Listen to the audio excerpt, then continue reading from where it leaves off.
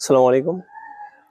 এই কনকনে শীতে তোমার কাছে ফুল চাইনি প্রিয়, সময় পেলে একটুখানি ফুলকপি ভাজা দিও। হ্যাঁ, এই কবিতা দিয়েই শুরু করলাম, ফুলকপির কবিতা দিয়েই শুরু করলাম। কারণ আজকে আপনাদেরকে দেখাবো আমার যে বাগান, চাষের বাগান বা ছোট্ট একটি বাগান আমার আছে, যেখানে বিভিন্ন রকমের আমি, আমার আব্বা, আমরা চাষ করে থাকি এবং মাঝে মাঝে এখানে ঘুরতে আসি, জল দিতে আসি, খুবই ভালো লাগে। যে ফুলকপির গল্প নিয়েই, আজকের বাস্তব ঘটনা নিয়েই আজকের আমরা এই ভিডিওটা। মানে হচ্ছে যে 3-4 মাস আগে যে আমরা ফুলকপি লাগিয়েছিলাম এখানে, সেই ফুলকপি কতটা ফললো সেটাই আজকে এই ভিডিওর মাধ্যমে দেখাবো। তো সেইটা দেখানোর আগে তোমাদেরকে দেখাই, এই এই জমিতে, এই ছোট্ট বাগানেই চাষ হয় আহ রসুন, পেঁয়াজ, ধনেপাতা, বেগুন, টমেটো থেকে শুরু করে মানে বিভিন্ন রকমের, এমনকি বেশ কিছু কলার গাছ রয়েছে। তাছাড়া আছে পেঁপের গাছ, আমড়ার গাছ, ভুট্টার গাছ, বিভিন্ন প্রকার গাছ, এমনকি আমের গাছও এই ছোট্ট একটা জায়গাতে রয়েছে। সেইগুলো তোমাদেরকে একটু একটু করে দেখাবো। তারপরে দেখাবো যে 3-4 মাস ধরে যে ফুলকপি আমরা চাষ করলাম সেটা কতটা ফললো, সেটার সেটা কতটা কত বড় হলো ফুলকপিটা, সেটাই দেখাবো। তবে তার আগে একটু একটু করে তোমাদেরকে দেখিয়ে দিই যে বাকি জিনিসগুলো, তারপরে আমরা ফুলকপির কাছে নিয়ে যাব। বেগুন কতটা ফলেছে, এই যে এখানে লুকিয়ে রয়েছে একটা বেগুন, এই যে বেগুনটা অবশ্য দাগ লেগে আছে। এখানে একটা বেগুন আছে, আরেকটা এই জায়গাতে, এই যে প্রচুর বেগুন ফলে, বেশ কিছু বেগুনের গাছ রয়েছে, প্রায় 30টা মতো। বেগুনটা মাটিতে ঠেকে রয়েছে, ওরে বাপরে, একদম মাটিতে ঠেকে গেছে। তো টমেটোর গাছ আমার আব্বা রিসেন্টলি লাগিয়েছে, একদম ছোট অবস্থা এখন। এই পাশে একটা গাছ রয়েছে যেখানে অলরেডি টমেটো হয়ে গেছে। এগুলো হচ্ছে ভুট্টার গাছ, আমার আব্বা চাষ করে এখানে। ভুট্টার পাশেই রসুনের চাষ হয়। এই যে রসুনের গাছগুলো খুব সুন্দর সুন্দর হয়েছে, অনেক বড় বড় হয়েছে, যদিও ক্যামেরাতে ছোট ছোট মনে হচ্ছে, তবে বেশ বড় হয়েছে রসুনের গাছ। এখান থেকে বেশ কিছুটা জায়গা জুড়ে রসুনের চাষ হচ্ছে,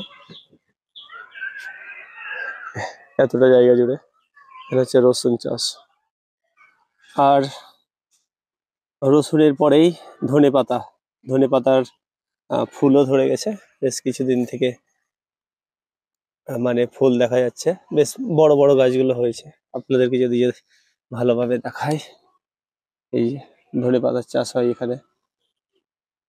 তারপরে এটা হচ্ছে আখের গাছ, আখের গাছ, এটা ভুট্টা, মানে বিভিন্ন প্রকার যত কিছু, মানে শাকসবজি থেকে শুরু করে যাবতীয় যা কিছু, সবকিছু কিন্তু এই ছোট্ট বাগানে চাষ করা হয়, খুবই ভালো লাগে। তারপরে আপনাদেরকে দেখাই, এর পাশেই এই যে এই জায়গাতে করে পেঁয়াজের চাষ হয়, আপনাদের কাছে গিয়ে দেখাচ্ছি। এখানে হয় পেঁয়াজের চাষ, পেঁয়াজের গাছগুলো বেশ বড় বড় হয়ে গেছে। এই ছোট্ট বাগানে বেশ কয়েকটা কলার গাছও রয়েছে, এখানে একটা কলার গাছ আপনারা দেখতে পাচ্ছেন। তারপরে এইদিকে বেশ কিছুটা কলার গাছ রয়েছে। তারপরে এদিকে আছে পেঁপের গাছ। তারপরে এইখানে একটা গাছে কলা হয়েছে, এই যে এই গাছটাতে অলরেডি কলা ফলে গেছে। আপনাদের কাছ থেকে জুম করে দেখালে ভালো বুঝতে পারবেন। এ হচ্ছে কলা। আর বেশি কথা নেই, চলেন আপনাদেরকে প্রথমে এই যে কথা বলেছিলাম, যেটা আপনাদেরকে দেখাবো, যে 3 মাসের পরিশ্রম, 3 মাসের পরিশ্রমের পর ফুলকপি, ফুলকপি কতটা ফলেছে সেটা আপনাদেরকে দেখাবো। সেই ফুলকপি ফলেছে, কত জল দেওয়া, কত যত্ন করা, তারপরে আজকের ফুলকপির কতটা ফলন হয়েছে সেটা আপনাদেরকে দেখাবো। তো চলুন এবার আমরা, ফুলকপি এই সাইডে আছে, এদিকে যাই। ফুলকপির গুলো, এই হচ্ছে ফুলকপি, ফুলকপির গাছ। মানে ফুলকপি 3-4 মাস পরে ফুলকপি দেখা নেই, এই যে কোনো ফুলকপির চিহ্ন মাত্র নেই। এখানেও কোনো ফুলকপি হয়নি, এটাতেও কোনো ফুলকপি হয়নি। এইখানে বিন্দু পরিমাণ, সামান্য পরিমাণ ফুলকপি একটা দেখা যাচ্ছে সাদা রঙের। এটা হচ্ছে 3-4 মাসের আমাদের কষ্টের ফল, ফসল আমাদের কষ্টের। খুবই ভালো লাগছে, খুবই আনন্দ লাগছে যে মানে এতদিন পরে ফুলকপির দেখা মিলেছে, খুবই ভালো লাগছে। এই যে একদম জিরো, কোনো ফুলকপি হয়নি। এই যে ফুলকপি না হওয়ার একটা কারণও আছে এর মধ্যে, যে পরিবেশ, অর্থাৎ ফুলকপি যে ফাঁকা খোলামেলা জায়গা ও চাইতো বাচ্চা, যেটা প্রয়োজন ওর, সেটা কিন্তু ও পায়নি। এর জন্য হয়তো ফুলকপি ফলছে না। তবে যাই হোক, খুবই আনন্দের যে এখানে একটা ফুলকপি হয়েছে।